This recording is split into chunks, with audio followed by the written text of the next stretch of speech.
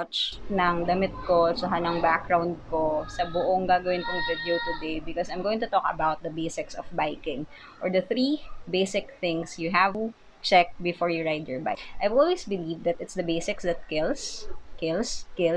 Kasi we're always confident that we already know the simple things, that we know these things by heart, we've memorized them like the back of our hands. So, parang lagi natin siyang dinidisregard na lang. Kasi nga, basic na yan, alam na natin yan. But then, that is also where the danger lies. Kasi sobrang confident natin, nakakalimutan na natin siya.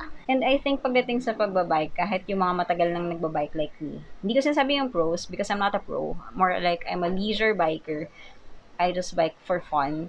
Nakakalimutan din yung mga basic na bagay nito na dapat nilang i-check bago mag-ride ng bike. So, meron kasing tinatawag na ABCs of biking. And I hope for the newbies or yung mga bago pa lang magbabike, na hilig magbike, ay wag na wag kalilimutan tong tatlong to. So, let's start with letter A. A is for air. Before you ride your bike, it is important na i-check kung flat ba yung gulong ng mga bike nyo. Bakit? Kasi, bukod sa bawat taong makakasalubong mo, sasabihin sa'yo, flat yung bike mo, flat yung bike mo, flat yung bike mo. Mahirap isikad or ipedal yung isang bike na flat ang gulong. As in, mabigat siya. Nung una hindi ko siya alam, akala ko mabigat lang talaga yung bike ko. But then my father told me na mahirap isikad yung flat na bike. So from then on, kapag mahirap isikad yung bike ko, ang unang-una kong culprit is that hindi ko siya nabombahan ng maayos.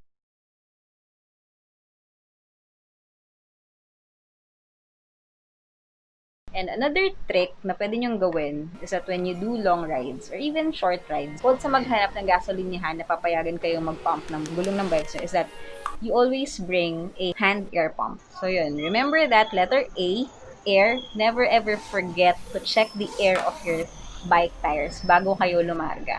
Kasi mahirap na kapag, may problema pala, tapos nasa labas na kayo, wala kayong pambomba. Actually, meron namang nabibiling repair kits if ever na bigla kayo mabutasan ng gulong, din nawawala kayo ng hangin. Pero yun nga, kung chinek mo na yung bike mo before you go out, malalaman mo kung kailangan mo na bang i-repair yung gulong mo or hindi pa. So yeah, prevention is better than cure. Letter B, the second one we have to remember to check before we ride our bikes is yung brake or yung mga preno. Siyempre, because we don't want to injure ourselves or injure someone kapag nag-bike tayo tapos wala palang preno. Make sure na yung brake pads nyo, yung rubber. I'm not sure kung anong itsura ng hydraulic brakes. What I'm using is mechanical V-brakes ever since the world began.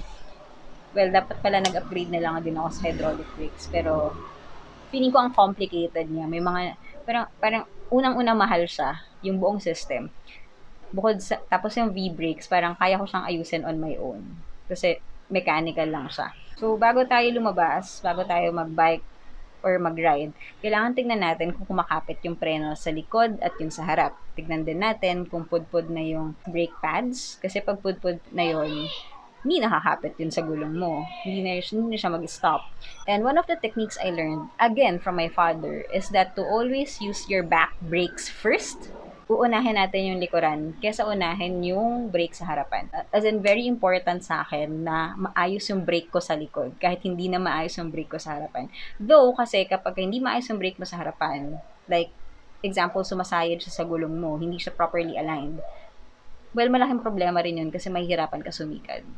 So, yeah, dapat din pala maayos yung harapan. Pero my point is, uunahin nating mag-brake sa likuran. Kasi kapag ka sa unahan tayo nag-brake, parang gano'n siya, ang bilis. And then you brake sa harapan. May chance na gaganon yung bike mo. And you can actually feel it kapag sobrang bilis mo and then you use your brake sa harapan. Gumagano. So yeah, always use your brakes muna sa likod before you use your brake sa harapan. Well, it's one thing na maayos or napipindot mo yung brake levers mo. Pero it's also another thing kung naka-align yung brakes mo. Kasi nga, kapag hindi siya naka-align, like tumatama yung brake pad sa pinakagulong, mahihirapang umikot yung gulong mo. And sometimes, kapag pinindot mo na yung brake lever, hindi siya bumabalik. So yun, isa yun din sa mga kailangan natin tignan sa brakes. Letter C is, para sa akin tatlo to, chain, cogs, and crank. Yung chain is yung kadena. cogs or yung sprocket or yung mga bilog na nasa likurang gulong nyo.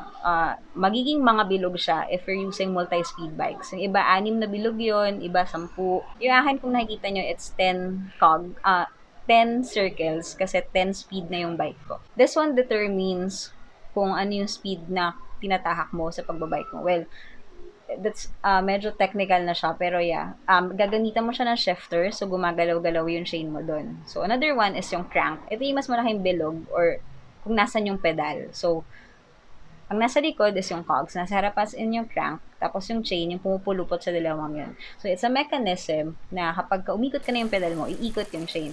However, why do you have to check your chain, your cogs, and your crank? Kasi kapag manipis na yung cogs mo, hindi nakakapit ng maayos yung chain. Tapos kapag gumagamit ka ng shifter, papalit-palit ka ng speed from speed 1, 2, 3, 4, 5, 6, and so on. Tatalon yun ng hindi maganda or kapag tumalon na siya, hindi siya kakapit ng maayos. Kasi nga, hindi na maayos yung ngipin ng cogs mo. Also, ganun din yung ngipin ng crank mo. Kung pareho na silang tupi-tupi na or hindi na maayos yung ngipin, you have to change them. Also, the thing with chains is nag-worn out siya. Nag-worn off or worn out. Basta nag-a-adjust siya. So, kailangan nyo rin tignan kung maluwag na ba siya. Meron mga instruments na ginagamit para ma-check yung chain size, kung okay pa ba siya or worn out na. Also, before you ride your bike, make sure, or especially kung maglo-long ride kayo, make sure that your 3 C's, your chain, your cogs, and your crank are well lubricated.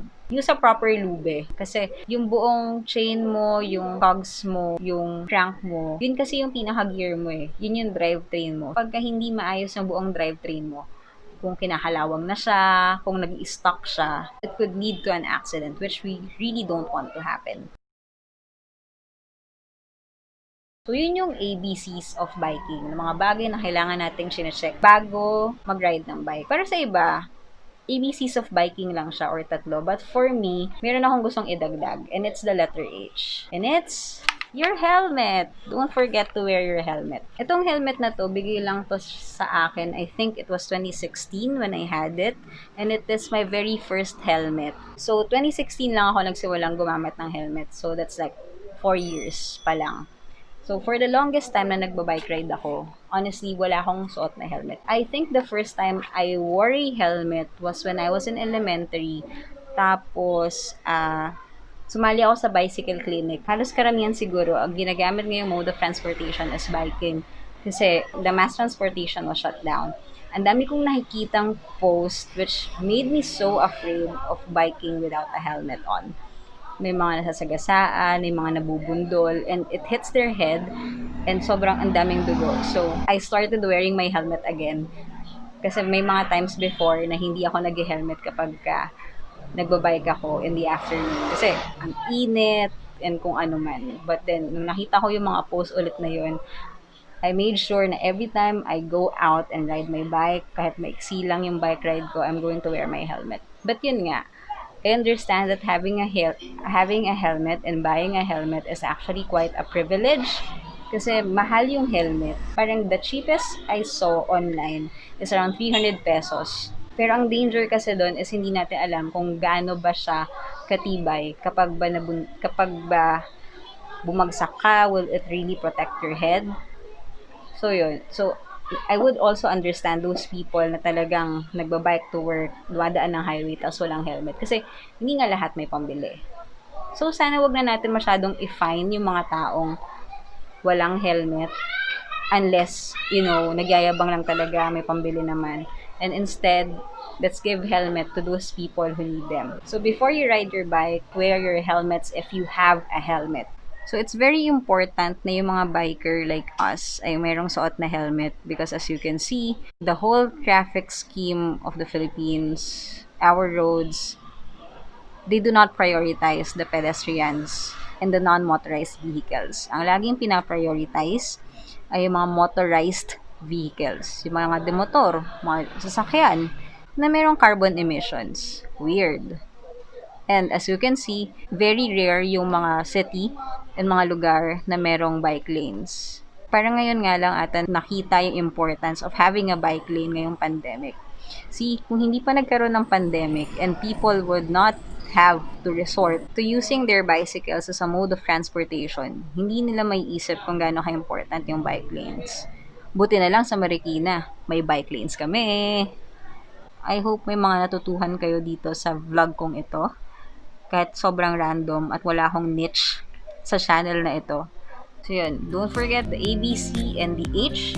Air, brake, crank, cogs, and chain. And of course, your helmet before you ride your bike.